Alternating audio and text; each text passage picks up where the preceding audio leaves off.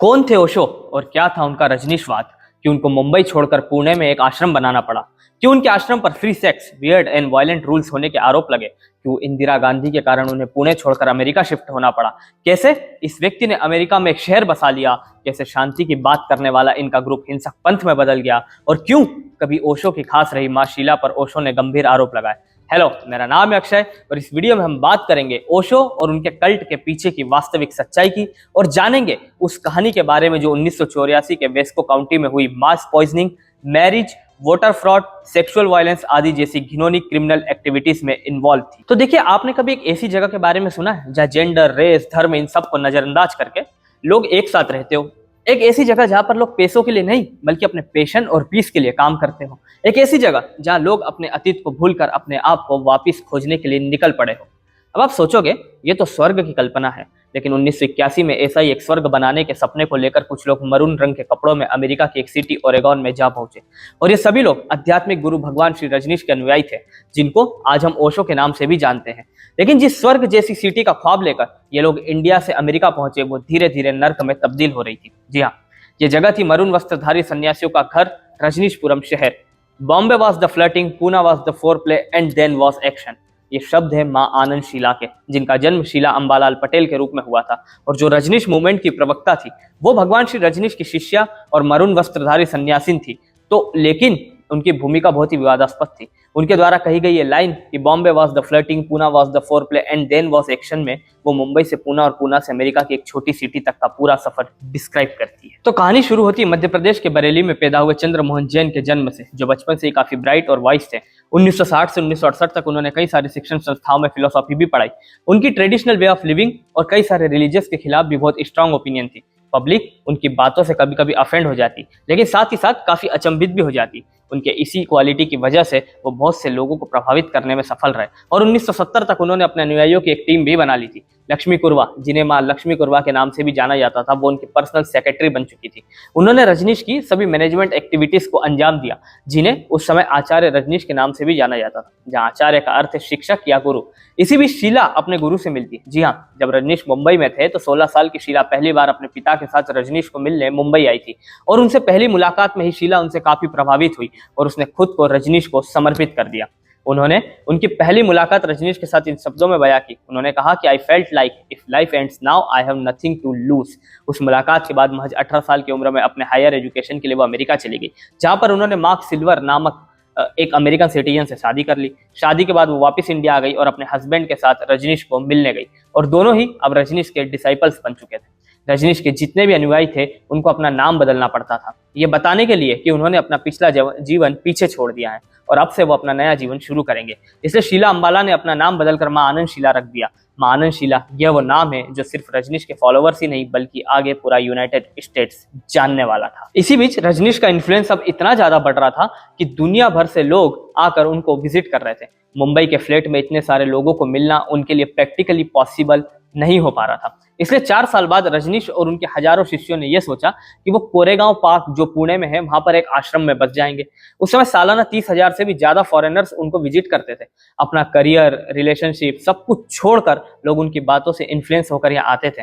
यहाँ पर हर प्रकार के लोग आपको मिलेंगे, चाहे वो नेता हो, सेलिब्रिटीज हो, डॉक्टर्स हो या लॉयर्स, सबके सब यहाँ मिलते थे। और इसी कारण ये जगह वेल क्वालिफाइड अपर और अपर मिडिल क्लास से पैक रहती थी। पुणे के इस आश्रम में रजनीश के फॉलोअर्स एक स्ट्रिक्ट रूटीन फॉलो किया करते थे।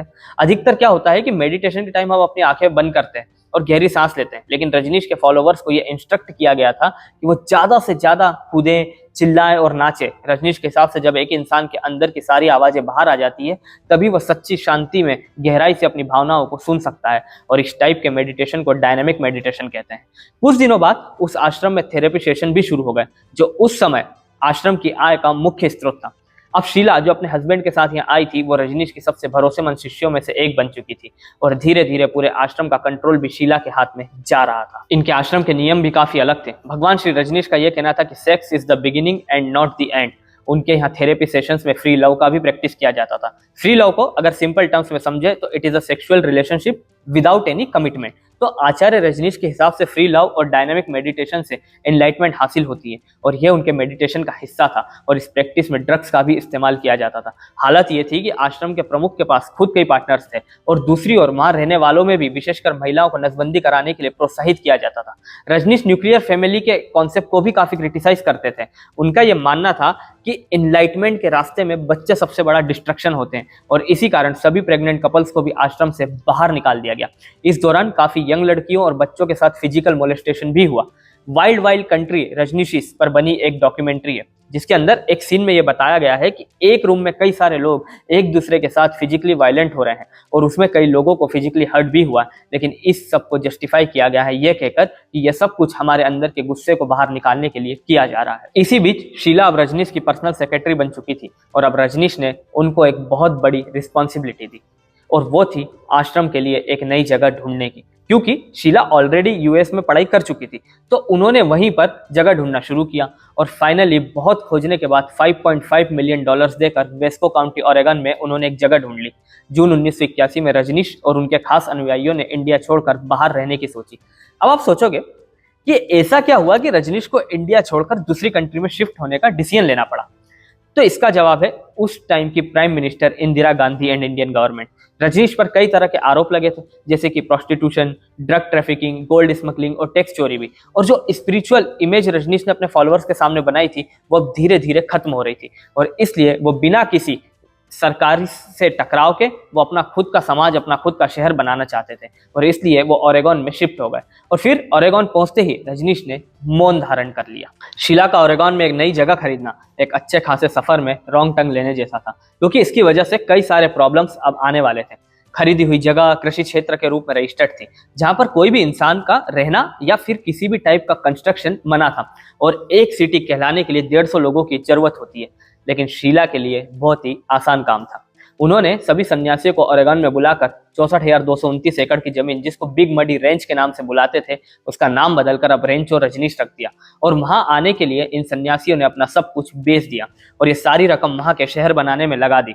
उन्होंने काम को आपस में बांट लिया और घंटों काम किया। फिर दिन गुजरते गए और एक खेती की जमीन अब एक मिनी सिटी बन रही थी। वहां पर मॉल्स और एयरपोर्ट भी बन रहे थे। रजनीशिस की पॉपुलेशन जो पहले 100-200 थी कुछ सालों में अब वो हजारों में हो रही थी। सब कुछ इतना जल्दी हो रहा था कि आसपास की लोकल कम्युनिटीज को यह बात खटक रही थी।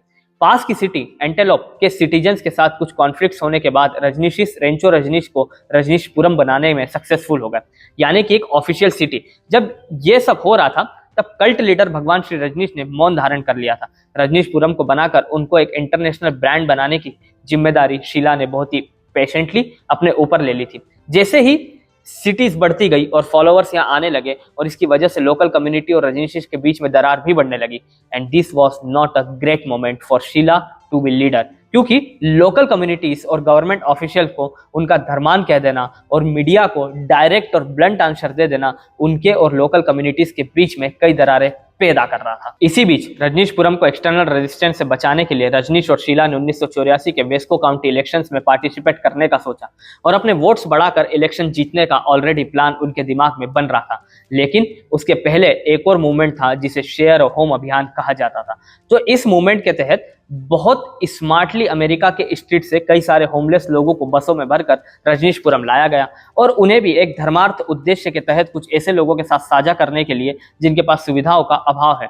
इसका रियल मोटिव यह था कि जितने भी होमलेस लोगों को रजनीशपुरम लाया गया है उनको एज अ वोटर रजिस्टर्ड करना और इलेक्शन को एक बड़ी मात्रा से जीतना। लेकिन ये चीज रजनीशपुरम पर काफी भारी पड़ी क्योंकि जो होमलेस लोगों को लाया गया वो मेंटली अनस्टेबल थे और उनको संभालना आउट ऑफ कंट्रोल हो रहा था। उनको कंट्रोल में लाने के लिए दे यूज्ड ड्रग कॉल्ड हेल्डोल जिससे उनका इंटॉक्सिकेट किया गया। Eventually this plan was taken of the list, लेकिन शीला के पास ऑलरेडी प्लान बी रेडी था और वो ये कि अगर हम अपने वोटर्स बढ़ा नहीं सकते तो उनको कम जरूर कर सकते हैं। और उनके इसी एटीट्यूड ने अंजाम दिया अमेरिका की हिस्ट्री के सबसे बड़े बायो टेरर अटैक को। जी हाँ, 10 लोकल रेस्टोरेंट्स के सैलेड बार को सेल्मोनेला एंटाइटिका से कंटामिनेट कर दिया गया और इसकी वजह से 750 से भी ज्यादा लोगों को फूड पॉइजनिंग हो गया। हालांकि इस हमले में किसी की मौत नहीं हुई लेकिन 45 लोगों को गंभीर हालत में अस्पताल में भर्ती कराया गया। फिर एक साल बाद ये पता चला कि इस पूरे एपिडेमिक के पीछे रजनीशिस का हाथ था। They even got to know कि ये तो सिर्फ एक ट्रेलर था। रजनीश इससे भी अधिक बुरा कुछ करने को तैयार थे, जैसे पानी की पाइपलाइनों का उपयोग टाइफाइड बैक्टीरिया फैलाने के लिए करना। इसके बाद मां आनंद शीला और उनके कुछ ट्रस्टेड सन्यासी ने मिलकर ओरेगन के यूएस अटॉर्नी चार्ल्स टर्नर का मर्डर करने का भी प्लान बनाया था, क्योंकि चार्ल्स टर्नर को रजनीशपुरम में हो रही इलीगल एक्टिविटीज जैसे मैरिज फ्रॉड, इमिग्रेशन फ्रॉड जैसे कई क्राइम्स को इन्वेस्टिगेट करने के लिए अपॉइंट किया गया था। जैन स्टॉक, जिन्हें लोग मां शांति के नाम से जानते थे, उन्होंने गन्स और पिस्टल्स खरीदे और टर्नर को मारने के लिए जो प्लान बनाया था उस डेस्टिनेशन पर जा पहुंची, लेकिन उस दिन चार्ल्स वहां नहीं आया और इनकी पूरी योजना फेल हो गई। इसके बाद सितंबर 1985 में शीला और कुछ सन्यासी आश्रम छोड़कर चले गए और उसके कुछ दिनों बाद रजनीश ने एक प्रेस कॉन्फ्रेंस बुलाई। वर्षों तक चुप रहने के बाद आखिरकार उन्होंने खुलकर बात की। उन्होंने शीला को एक्यूज्ड किया for mass food poisoning and murder plots. फिर बायो टेरर अटैक इन्वेस्टिगेशन में कई सारी चीजें बाहर आई, जिसमें कई सारे हथियारों से भरे ट्रक्स मिले। इतना ही नहीं, बल्कि एक पूरा का पूरा लैब भी मिला जहां पर और बायो टेरर अटैक का अरेंजमेंट किया जा रहा था और वहां पर कई सारे लिटरेचर मटेरियल्स भी मिले। इसे कैसे अंजाम दिया जाए से लेकर विस्फोटक कैसे बनाया जाए तक की डिटेल्स मौजूद थी। जांच करने के बाद रजनीश को अरेस्ट कर लिया गया। शीला, जो उस वक्त जर्मनी में थी, उसको भी अरेस्ट कर लिया गया in the crime of doing bio terror attacks, murder plots etcetera. Sheela 29 महीने जेल में बिताने के बाद जब रिलीज हुई तो वो स्विट्जरलैंड चली गई और वहां जाकर सेटल हो गई और रजनीश एक नए नाम ओशो के साथ वापस भारत आ गए। इसके बाद 13 देशों ने उनकी एंट्री बैन कर रखी थी, लेकिन 1987 में जब वो मुंबई से वापस पुणे शिफ्ट हुए तब उनको उनके इंडियन फॉलोअर्स ने एक्सेप्ट कर लिया। 1992 में उन्होंने अपनी अंतिम सांस ली और उनके अंतिम शब्द थे, remember that you are all Buddhas. आज रजनीशपुरम के सारे वायलेंट एक्ट्स को भुलाकर ओशो की फिलोसॉफीज को पूरी दुनिया मान रही है। इस स्पिरिचुअल लीडर पर कई सारे अलग अलग ओपिनियंस हैं। कुछ लोगों के लिए ये एक लाइफ चेंजिंग एक्सपीरियंस था, लेकिन कुछ लोगों के लिए एक फ्रॉड भी था। लेकिन उनकी लेगेसी आज भी पुणे के आश्रम में फॉलो की जा रही है और वहां लाखों लोग आते हैं एक पीसफुल एक्सपीरियंस लेने के लिए। तो Rajneeshee movement is still alive and Rajneeshpuram is a long forgotten nightmare. तो ये थी पूरी कहानी कि कैसे शांति की बात करने वाला इनका ग्रुप हिंसक पंथ में बदल गया और कैसे ओशो की सबसे भरोसेमंद व्यक्ति ने ही उनके पूरे कल्ट को खत्म करने की साजिश की। दोस्तों, आपको ये वीडियो कैसा लगा और आपका इस बारे में क्या कहना है हमें कमेंट में बताइए। अगर ये वीडियो आपको पसंद आया तो इसे लाइक करें और ज्यादा से ज्यादा शेयर करें और अगर अभी तक आपने इस चैनल को सब्सक्राइब नहीं किया है तो सब्सक्राइब कर लें और नए वीडियोस के नोटिफिकेशंस के लिए बेल आइकन को प्रेस कर लें। एक नए वीडियो के साथ आप सभी से जल्द मुलाकात होगी। धन्यवाद। जय हिंद।